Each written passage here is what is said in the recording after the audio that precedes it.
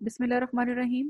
Database systems के online lecture 2 के अंदर हम लोगों ने आज जो देखना है वो है सब क्यूरीज कि सब क्यूरीज क्या होती हैं। उसके बाद हम ये देखेंगे कि सब क्यूरीज को फर्दर हम कितनी कैटेगरीज के अंदर या कितनी टाइप्स के अंदर हम डिवाइड करते हैं। और उसके बाद हमने ये देखना है कि हम मल्टीपल वैल्यूज अगर हमारे पास मौजूद हैं सब क्यूरीज के अंदर तो उनको हम किस तरह से कंपेयर करवा सकते हैं। सबसे पहले हम देखते हैं कि सब क्यूरी क्या होती है।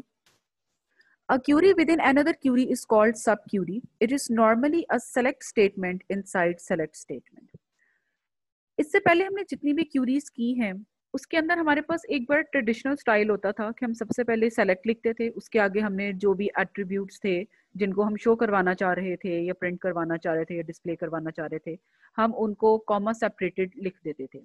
उसके बाद नेक्स्ट हम क्या करते थे, फ्रॉम का हमारे पास क्लॉज आ जाता था, कीवर्ड आता था और उसके आगे हम टेबल का नेम लिख देते थे और लास्ट में हमारे पास वेयर क्लॉज आ जाता था जहाँ पे कोई भी अगर हमें कंडीशन की जरूरत होती थी हम वो लिखते थे और ये हमारी जो स्मॉलेस्ट क्यूरी थी वो खत्म हो जाती थी।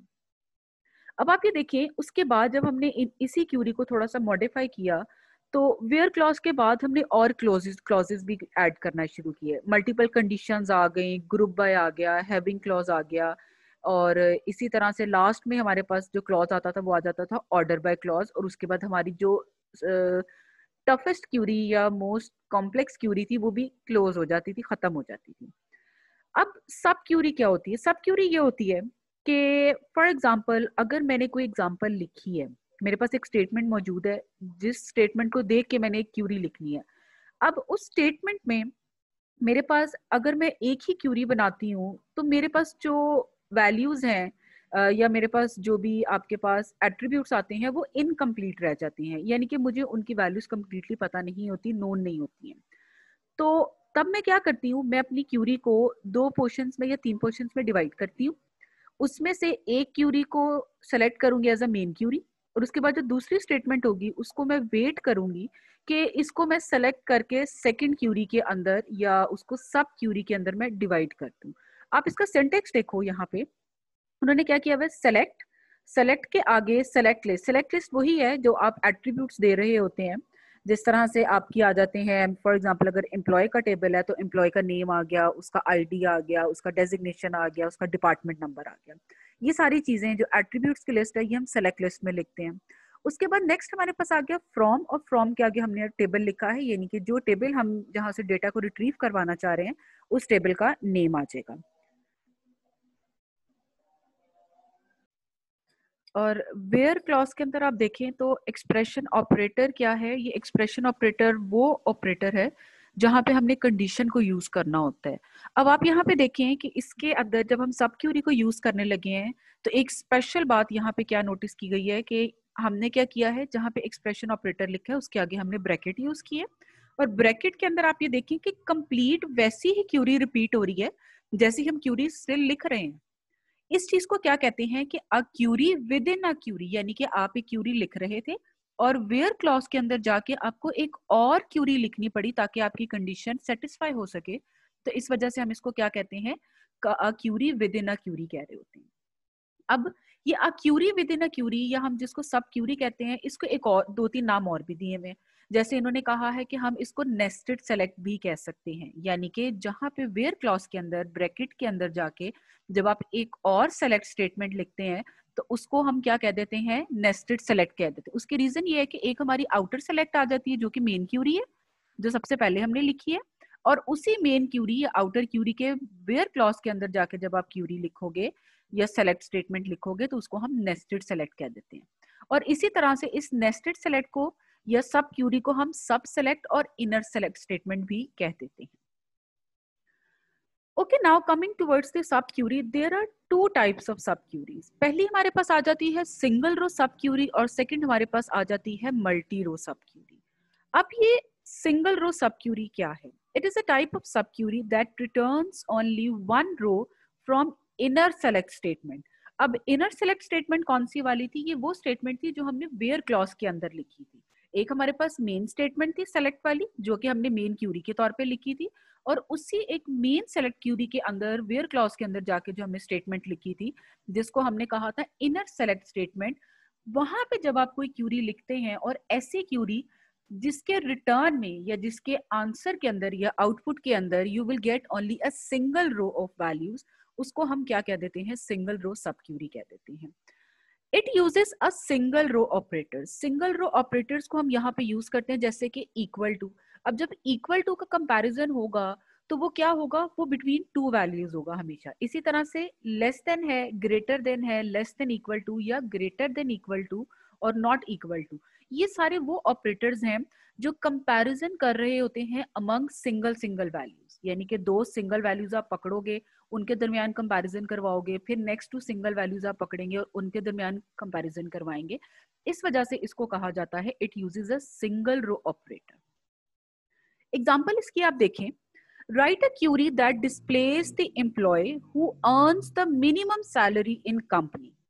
The minimum salaries is unknown quantity. It requires two step. अब वो कह रहा है कि according to this example या according to this question, वो क्या कह रहा है, वो कह रहा है कि display the employee, यानी कि आपने employee की specifications को क्या करना है, show करवाना है, who earn the minimum salary in company. Company के अंदर मिनिमम सैलरी अर्न कर रहा हूं। अब हमें मिनिमम सैलरी का नहीं पता, ठीक हो गया। उसके लिए हमें क्या करना पड़ेगा, सबसे पहले तो हमें मिनिमम सैलरी फाइंड करनी पड़ेगी, ताकि जैसे ही हमें मिनिमम सैलरी का पता चले तो हम उसको क्या कर सकें, फर्दर कंडीशन के ऊपर अप्लाई कर सकें। उसके लिए उन्होंने क्या किया, जहां पे उन्होंने 7 लिखा हुआ है, फाइंड द मिनिमम सैलरी, उन्होंने ऊपर वाले क्वेश्चन को 2 पोर्शंस में डिवाइड किया, 7 के आगे क्या कर दिया उन्होंने, फाइंड द मिनिमम सैलरी। और मिनिमम सैलरी फाइंड करने के लिए हम अपना वही पुराने वाला मेथड यूज करेंगे, सेलेक्ट और बिल्ट इन फंक्शन जिस तरह से आ जाता है, मिनिमम ब्रैकेट में सैलरी फ्रॉम एम्प्लॉय। जैसे ही आप इस क्यूरी को एग्जीक्यूट करवाएंगे, मिनिमम सैलरी पूरे एम्प्लॉय के टेबल में से आपको निकल के शो हो जाएगी। अब 8 पॉइंट में देखिए, find the employee who earns the minimum salary. According to this statement वो क्या कहना चाह रहे हैं, वो कह रहे हैं कि वैसे फाइंड द एम्प्लॉय, वो एम्प्लॉय फाइंड करें जो मिनिमम सैलरी को अर्न कर रहे थे।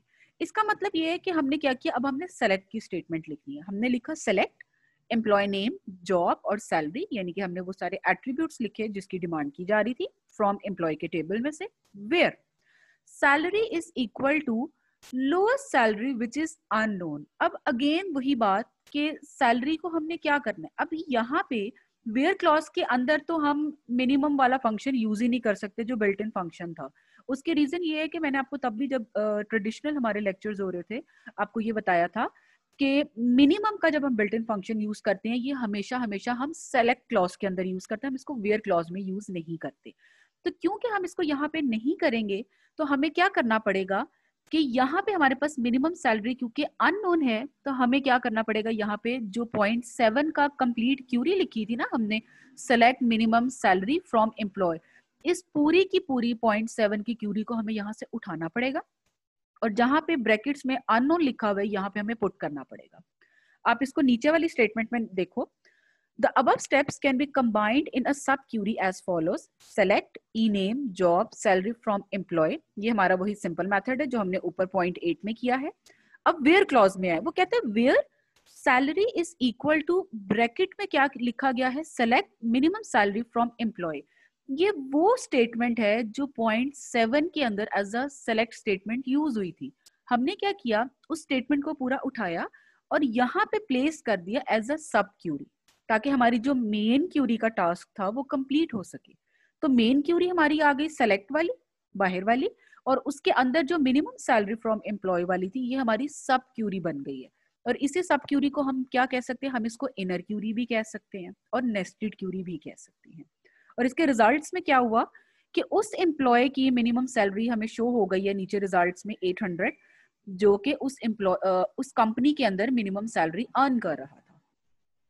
नेक्स्ट हमारे पास जो टाइप है सब क्यूरी की वो है मल्टीपल रो सब क्यूरी। अब मल्टीपल रो सब क्यूरी क्या करेगी, ये हमें मल्टीपल रोज रिटर्न करवाएगी, यानी कि रिजल्ट्स के अंदर हम ऐसी क्यूरी शो करवा सकते हैं, ऐसी क्यूरीज शो करवा सकते हैं जिनके रिजल्ट्स के अंदर हमें मल्टीपल लाइंस शो हो सकती है। It is a type of sub query that returns more than one row from inner select statement. और ये इनर सेलेक्ट स्टेटमेंट वही हमारी स्टेटमेंट थी जिसको हमने सब क्यूरी भी कहा था। एग्जाम्पल देखिए, write a query that displays the employees who earn lowest salary in each department. Write a query, हमने क्यूरी लिखनी है दैट डिस्प्लेस, जो डिस्प्ले करे क्या, employees who earn lowest salary in each department. पहले हमने लोएस्ट सैलरी होल कंपनी के अंदर बात की थी, अब हम क्या बात कर रहे हैं, अब हम कह रहे हैं हर डिपार्टमेंट के अंदर से। अगर हमारे पास डिपार्टमेंट नंबर 10 है, डिपार्टमेंट नंबर 20 है और डिपार्टमेंट नंबर 30 है, तो हमने इन तीनों डिपार्टमेंट्स के अंदर सेपरेटली जो पर्सन या जो एम्प्लॉय लोएस्ट सैलरी अर्न कर रहा था, हमें उसका रिकॉर्ड शो करवाना है। तो उसके लिए उन्होंने क्या किया, select employee name, salary and department number from employee where salary in. In हमने किस लिए यूज किया था, अगर आपको याद हो, हमने इन के अंदर कहा था कि हम कॉमा सेपरेटेड वैल्यूज लिख सकते हैं। उसकी वजह से क्या होगा कि हम 1, 2, 3 या मल्टीपल वैल्यूज सिंगल सिंगल करके हम शो करवा सकते हैं। तो यहाँ पर हमने क्या किया, इन लिखा और इन के आगे मैंने ब्रैकेट के अंदर पूरी की पूरी क्यूरी दोबारा से लिख दी, सेलेक्ट मिनिमम सैलरी फाइंड करे फ्रॉम एम्प्लॉय, जहां पे ग्रुप बाय किया जा रहा है किस बेस पे, डिपार्टमेंट नंबर की बेस के ऊपर, यानी कि डिपार्टमेंट नंबर की बेस पे ग्रुप बाय कर दिया है। और ग्रुप बाय के अंदर हमने क्या कहा कि डिपार्टमेंट वाइज करो, जो डिपार्टमेंट सबसे कम कर रहा होगा उसकी सबसे ऊपर, फिर उससे ज्यादा वाली, और जो सबसे ज्यादा अर्न कर रहा होगा उसी के सीक्वेंस वाइज आपकी क्यूरीज के रिजल्ट जो है वो आपके डिपार्टमेंट के वो शो हो जाएंगे यहाँ। उसके बाद हमारे पास आ जाता है कंपेयरिंग मल्टीपल वैल्यूज। अगर हमारे पास मल्टीपल वैल्यूज मौजूद हैं तो हमने उसको कंडीशन के अंदर या वेयर क्लॉज के अंदर किस तरह से कंपेयर करवाना है। उसके लिए क्या है, write a query that displays the employees who earn lowest salary in their department. अब क्या हो रहा है, यहाँ पे हम आपस में कंपेयर करवा रहे हैं डिफरेंट पर्सन का within a single department. तो यहाँ पे हमने क्या किया, सेलेक्ट लिखा, E name, salary, department number from employee where salary and department number. अब आप देखिए दो पे हम कंडीशन लगा रहे हैं, in select minimum salary department number, यहाँ पे अगेन इन का क्लॉज हमने यूज किया और उसके आगे हमने दो पे कंडीशन लगाई, एक मिनिमम सैलरी पे लगाई और उसके बाद हम क्या कह रहे हैं, डिपार्टमेंट नंबर। ये हमारे पास क्या आ गया, इन के बाद अगेन सब क्यूरी आ गई है, जहां पे हम दो वैल्यूज रिट्रीव करवाना चाह रहे हैं, एक मिनिमम सैलरी करवाना चाह रहे हैं और साथ ही हम उसके डिपार्टमेंट नंबर करवाना चाह रहे हैं फ्रॉम एम्प्लॉय। और अगेन वही बात, क्योंकि हमने इन लिखा था तो हमें ग्रुप बाय करना पड़ेगा, किसकी बेस पे हम कर रहे हैं, हम उसके डिपार्टमेंट नंबर की बेस पे कर रहे हैं। Thank you very much.